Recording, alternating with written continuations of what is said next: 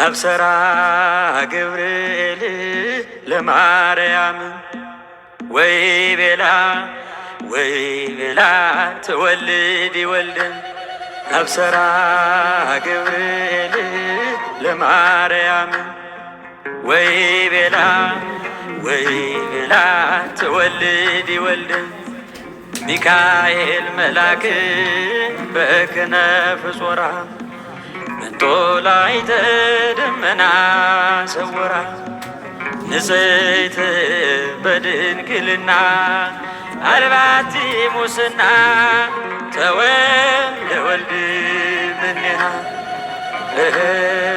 ሚካኤል መልአክ በክነፍ ጾራ መንጦላዕተ ደመና ሰወራ ንጽሕት በድንግልና አልባቲ ሙስና ተወልደ ወልድ እምኔሃ ገብርኤል ማርያምን አበሰራት ወንድ ልጅም ትወልጃለሽ አላት። ገብርኤል ማርያምን አበሰራት ወንድ ልጅም ትወልጃለሽ አላት። ሚካኤል መልአክ በክንፉ ከለላት የሰማይ መጋረጃው ሸፈናት። ንጽሕት ናትና በድንግልና ጥፋት የለባትምና ወንድ ልጅ ወልዳልናለችና። ሚካኤል መልአክ በክንፉ ከለላት የሰማይ መጋረጃው ሸፈናት። ንጽሕት ናትና በድንግልና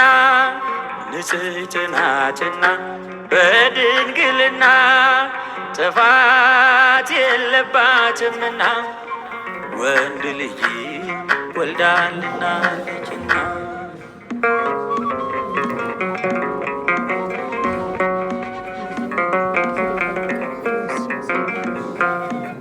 አዳም በጥፋቱ ከገነት ሲባረር በሚካኤል ክንፎች ቀድሞ አይቶሽ ነበር። ሔዋንን ሲጠራ ሕይወቴ ነሽ አላት። እንደሚድን አውቆ ድንግል ባንቺ ምክንያት ንጽሕት ናትና በድንግልና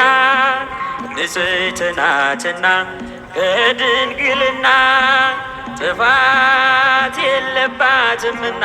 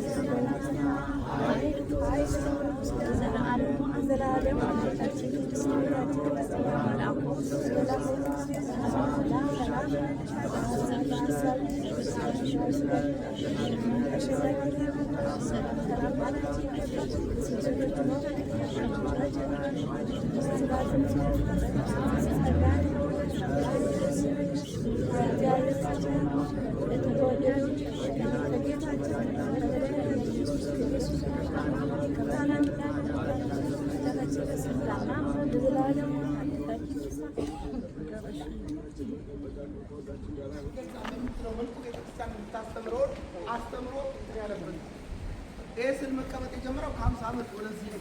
ነገር ግን እዚህ ያለው ስዕል የሜትር አዲስ ስዕል ይሄ ደግሞ በድሮ ቆይቶ የሚሳለን ግን በ2013 ዓ.ም በፈረንጆች ወይም ደግሞ በእኛ በ2004 ዓ.ም እዚህ መጥቶ እንዲቀመጥ ተደርጓል ማለት ነው። እንግዲህ በአባቶቻችን ድንኳን አይቀመጥ አገላለጻቸው ጥበባቸው ዓለምን የሚመራ እንደምታዩ ከስድስቱ የስነ መለኮት ገለጻዎች የተዋህዶ ገለጻዎች አንዱ የኛ ሆኖ ነው የተቀመጠው።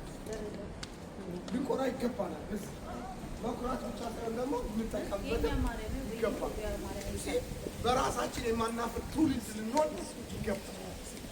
ጥበብ በደንብ መለኮታዊ ጥበብ በደንብ የትን ያሉ ሰዎች ተቋም ያለን መሆናችንን ማወቅ ይገባል። ማወቅ ብቻ ሳይሆን ደግሞ መጠቀም ይገባል። እኔ በበኩሌ ጨርሻለሁ። እናንተ እንዳታገቡ ስለሆና ወደዛ ወይ ቤዛ ትወልድ ይወልድ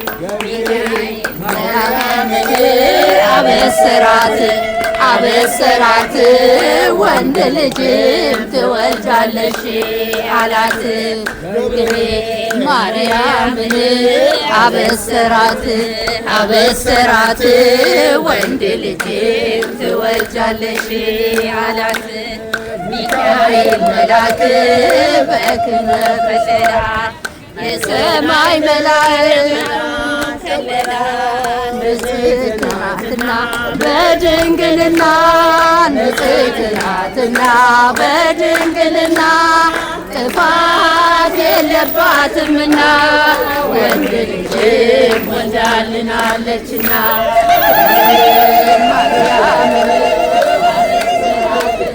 አበስራት ወንድ ልጅም ትወልጃለሽ አላት ገብርኤል ማርያምን አበስራት አበስራት ወንድ ልጅም ትወልጃለሽ አላት ሚካኤል መልአክ በክንፈ ዞራ መላእክት ደመና ሰወራ ንጽሕት በድንግልና አልባሲ ሙስና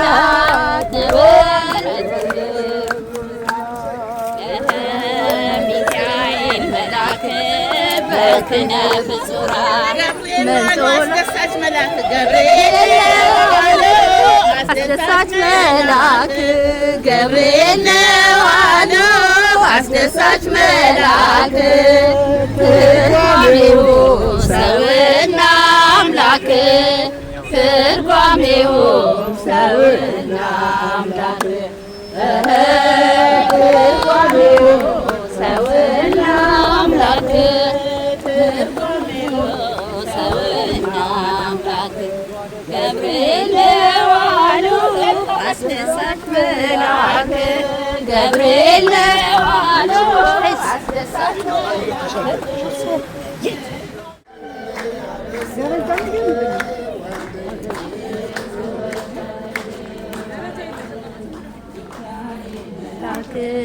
በክንፈ ዞራ መንጦላት ደመና ሰውራ ንጽሕት በድንግልና አልባሲ ሙስና ለወልደ ብልሃ ገብርኤል ማርያምን አበሰራት አበሰራት ወንድ ልጅም ትወልጃለሽ አላት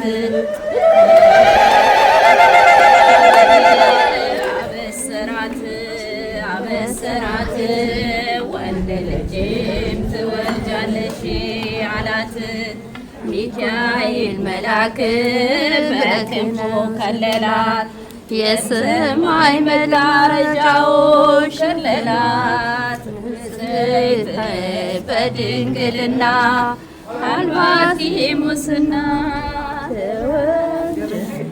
ሲያር በስድስተኛው ቀን ነሐሴ 13 ቀን ነው። ይቅርታ ድምፅ ጨምሩ። የማቴዎስ ወንጌል ምዕራፍ 17 ላይ ይጠቅሰዋል።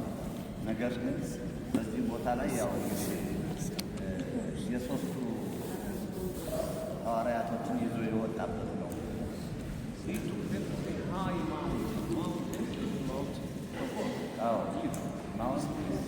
ማውንት ማለት ያው ይሄ ደብረ ታቦር ነው። ደብረ ታቦር ከፍታ ደብረ ታቦር ነው።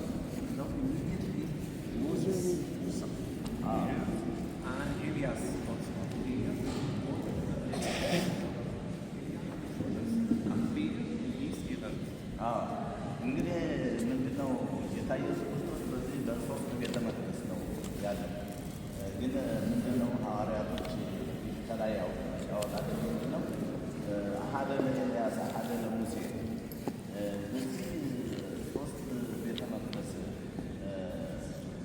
ይሰራ ብሎ እንግዲህ የጌታን ኢየሱስ ክርስቶስን አላጠቃለትም። አደለ ኤልያስ አደለ ሙሴ እሱ ራሱ እንደዛ ነው። ነገር ግን በሱ ስም ሶስት ቤተ መቅደስ ነው የተሰራው ማለት ነው። ሙሴና ኤልያስ ናቸው። Now, why Moses? Moses represents the Old Testament, the Jewish. Yeah? Elia, why Elia? Elia represents the prophets. So, prophets. And God tells us that Jesus is upper God. Moses and Elia. He's my son. እንግሊዘኛው ብዙም ለምሳሌ ለእኔ እናንተ ይገባቸዋል።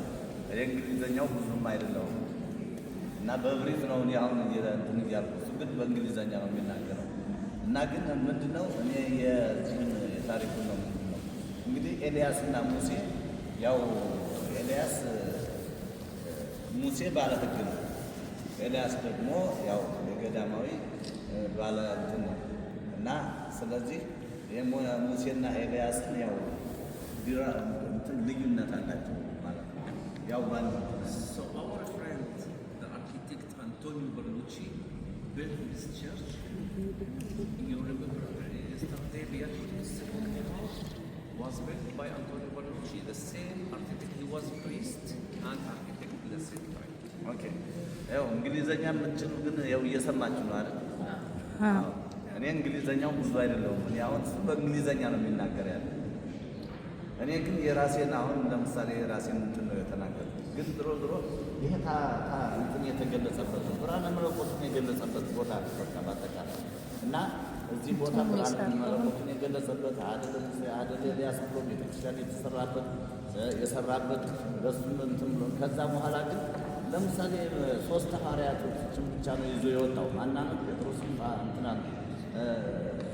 ያዕቆብ እነዚህ ሶስቱን ነው ይዞ የወጣው። ስምንቱን ከታች ነው ይዞ የወጣው። ስምንቱም አሁን ያልወጡበት ምክንያት አለ። በመካከላቸው ይሁዳ ስለነበረ እሱም ከዚህ ከእንትኑ እንዳይሳተፉ ወይም ደግሞ እንትን እንዳይል የተደረገበት ምክንያት ነው። And Antonio Berlucci, built one chapel for Moses over there. እንግሊዝኛ እንትን ያለች ነው And one chapel for Elia. Two chapels there. And the big one for Jesus. The big one for Jesus. One for Moses. One for Elia.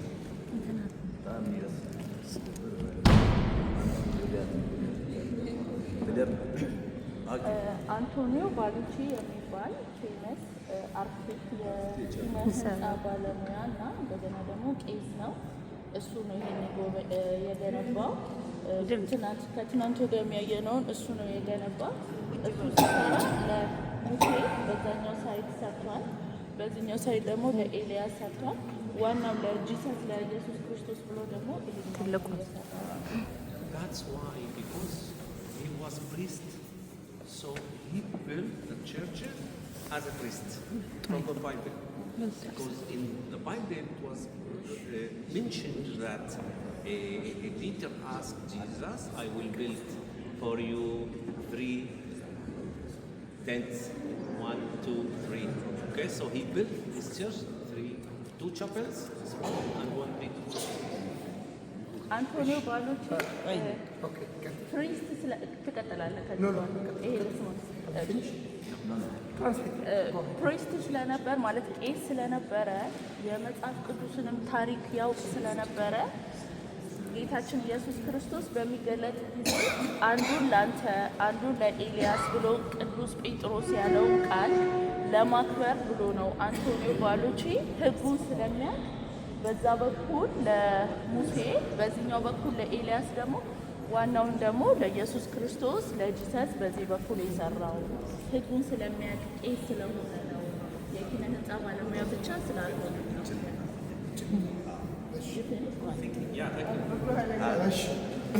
እንኳን ለዚህ ቦታ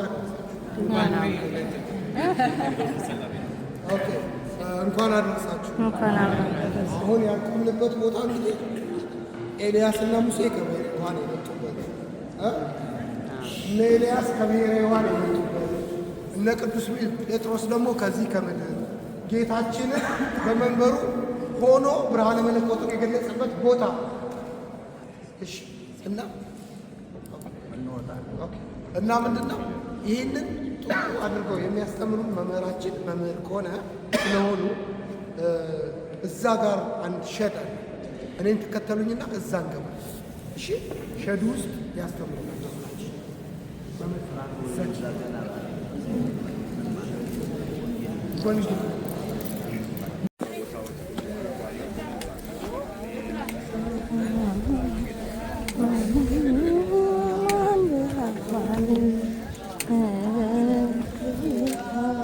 በደብረ ታቦር ተሰብሃ በደብረ ታቦር